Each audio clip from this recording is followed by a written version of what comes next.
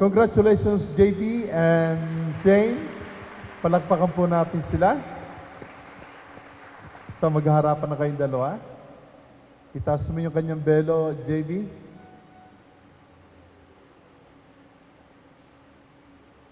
Sige pa, ibaba mo. Parang madre yan. Isa pa.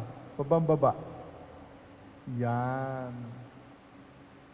So, JB, halikan mo yung asawa na isang matamis at masuyong halik, ha?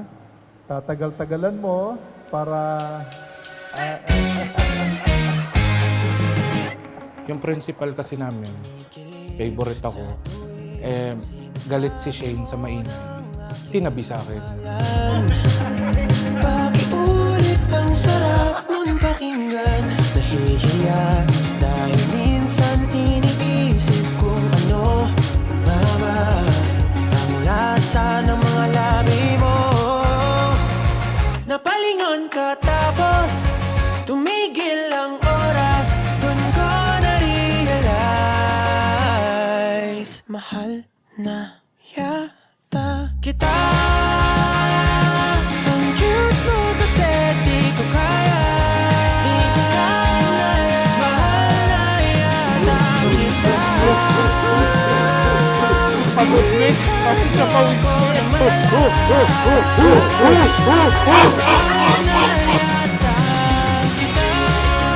Pulasa. Huwag mo kaya.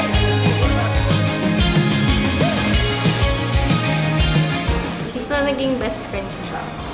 Tapos di ko alam nililigawan na pala ako. Mahal na yata.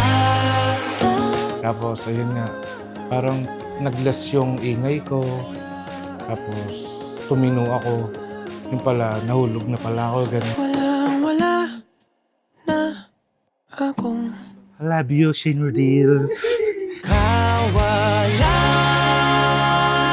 Ang cute mo kasi di ko kaya. Di ko kaya. Sumusobra ka na.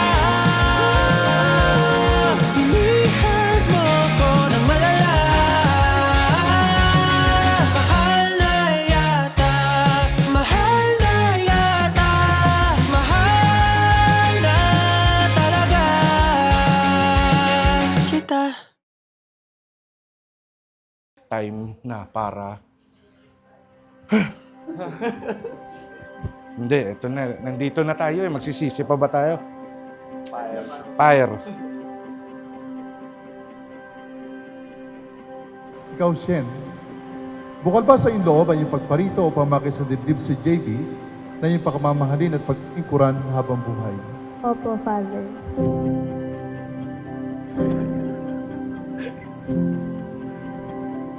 Ako, nangangatal. Wala na. Huwag mong takpan. Nangangatal ka. Relax! Huwag kang kabahan. Kaya kabahan ka eh.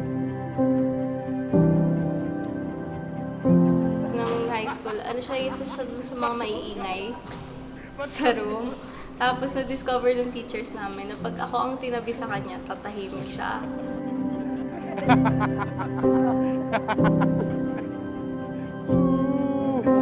To my hobby. Sana magustuhan mo ang gift ko sa'yo. See you later sa aisle. Matutupad ng wish mo na mapasayo ko. I love you.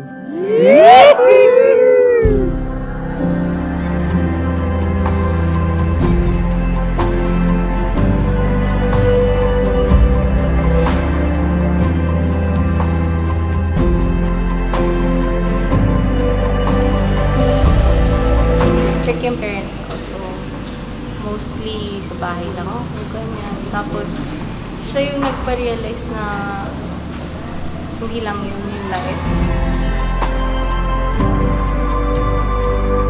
Basta gusto ko siya talaga kausap everyday.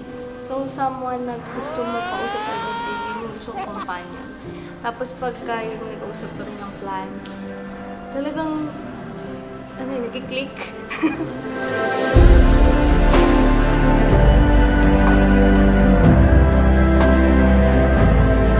Iiwan ng lalaki ang kanyang ama at ina at magsasama sila ng kanyang asawa at sila'y magiging isa. Kaya't hindi na sila dalawa ang pinag-isa ng Diyos kailanman ay huwag paghiwalayin ng tao.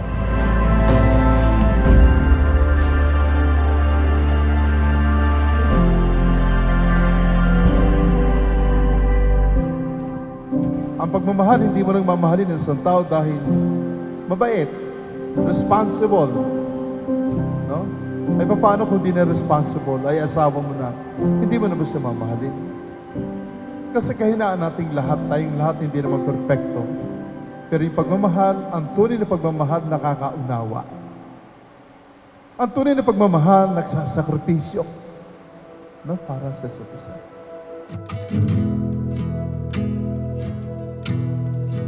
At ikaw, JB, bukal ba sa iyong loob ang iyong pagparito upang makisa dibdib si Shane na iyong pakamamahalin at paglilingkuran habang buhay? Opo, Father.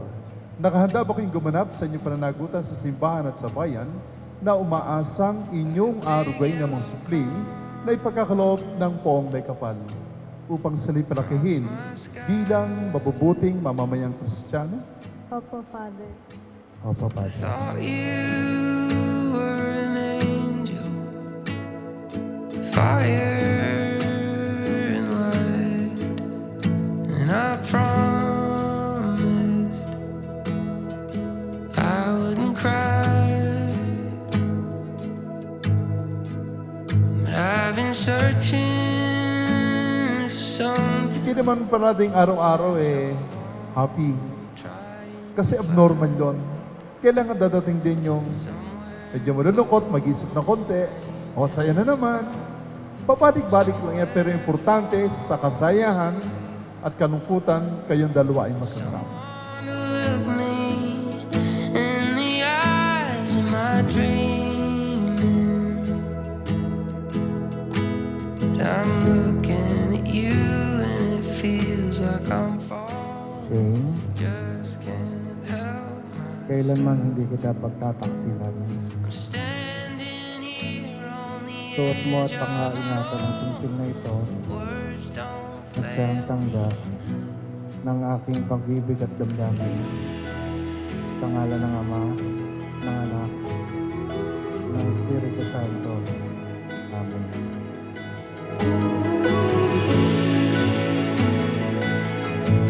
Pagmamahal ay para sa akin, para sa dalawang taong handang magsama hanggang kamatayan. all this shade.